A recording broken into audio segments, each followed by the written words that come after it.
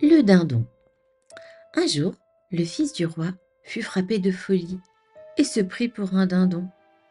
Il s'asseyait nu sous la table et picorait les miettes de pain et des os comme un dindon. Tous les médecins désespéraient de pouvoir l'aider et le guérir.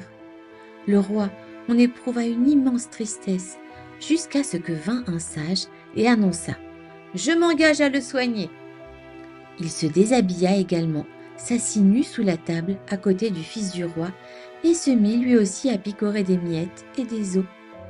Le fils du roi lui demanda : « Qui es-tu et que fais-tu ici ?»« Et toi, que fais-tu ici ?» répondit le sage. « Je suis un dindon. »« Moi aussi, je suis un dindon. » Pendant un certain temps, ils restèrent ainsi assis tous les deux ensemble et ils s'habituèrent l'un à l'autre.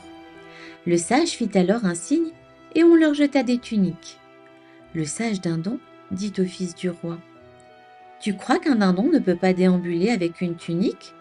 Eh bien, il est tout à fait possible de porter une tunique et être malgré tout un dindon. » Alors, tous les deux se vêtirent d'une tunique. Quelque temps plus tard, le sage fit de nouveau un geste et on leur jeta des pantalons. Le sage reprit le même argument. « Tu penses que de porter un pantalon empêche d'être un dindon ? » Ils finirent par mettre un pantalon et il en fut ainsi pour le reste des vêtements. Puis, le sage refit des signes et on leur jeta la même nourriture que celle consommée par un homme à table. Il lui dit : « Tu penses que si on mange de bonnes choses, alors on ne peut plus être appelé dindon ?